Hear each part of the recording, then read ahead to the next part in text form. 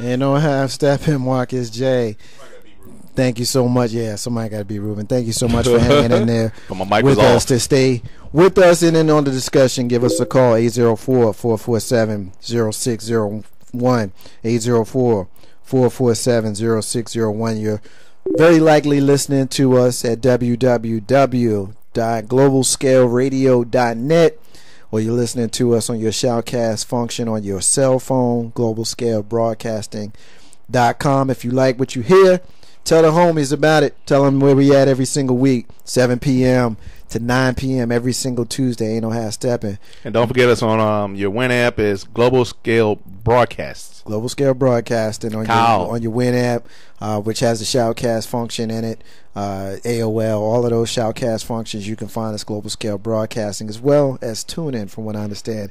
You can find us there as well, Carlton Banks. Carlton Banks. Yes, sir. Your team got smacked.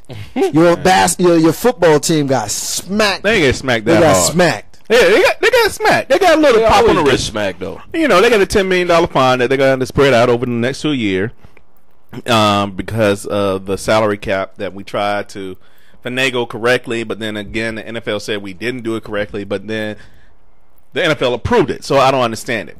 If Big Rube was in here, I'd really be getting at him because, you know, he'll be crying about the Cowboys getting fined for $10 million, but they got fined for $36 million. You know, $18 million per 2 year span is a lot of money to lose for any given reason, good, bad, or indifferent. Goes to show you in the NFL, money don't buy you championships too. Yeah, exactly. Takes a lot of. But again, that's what, you know, the owner of the Tampa Bay Buccaneers called Washington and Dallas, saying we're the free agency champions of free agency. You know, we can draft the team like crazy during free agency. Well, ultimately, let's look at it like this, Grizz. And I think you and I can agree that the New York Football Giants and the Pittsburgh Steelers are two of the better run franchises in the National Football League. Would you agree? Carlton Banks, would you agree with that? I totally agree. All right. And I'm not trying to be disrespectful. I'm just being real. If you look around the league, I would guess that many teams try to circumvent the system by front loading, and I guess we should explain to folks what actually happened. Yep. Dallas Cowboys and the Washington Redskins were caught front loading a lot of their contracts for the season because that season was an uncapped season, and because they knew that they would not get in trouble, or they thought they wouldn't get in trouble for front loading a lot of the money in those seasons because they weren't able to pay them long term because those subsequent seasons did have a cap. The league smacked them down because it appeared that they were trying to get around the rules. So this is the reason why they were penalized for it. So my question to Jay Grizzy Green is this: why do you think the Redskins and the Cowboys got smacked for this, where other teams may not have gotten smacked for this, when it's very possible, I would say likely, that they weren't the only two teams that did it, but they were the only two teams that got put in a position of punishment for it?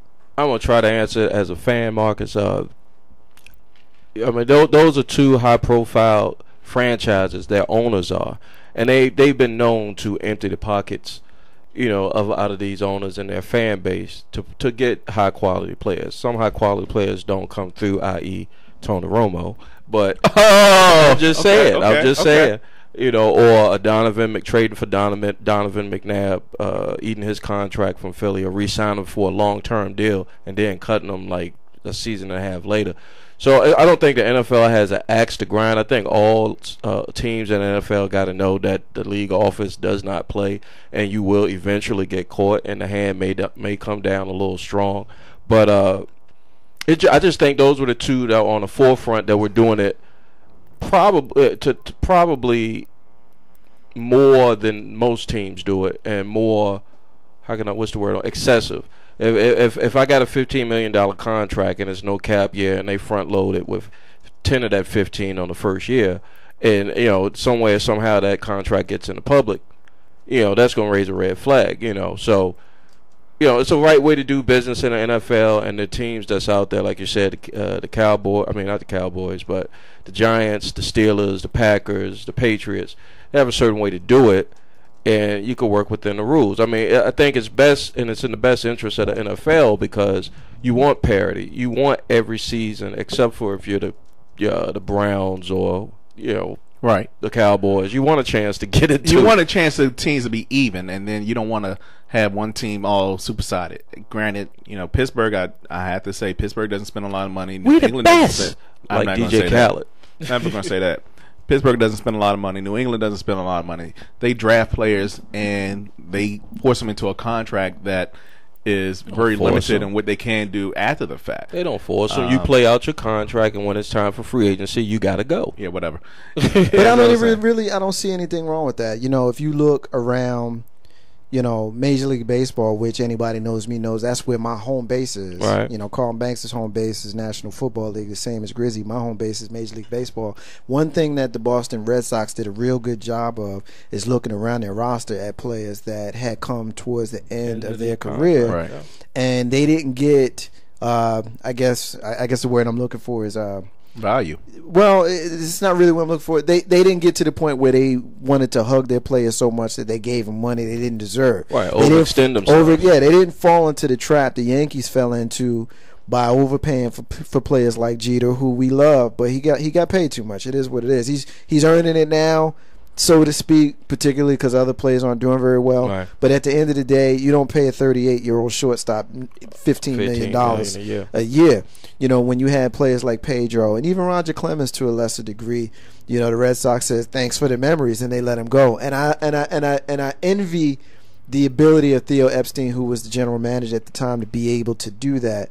And I think teams like the New England Patriots and the New York Football Giants and the Pittsburgh Steelers and the National Football League do a good job of doing that because they don't get caught up. You see how easily we let a player like Tiki Barber walk away.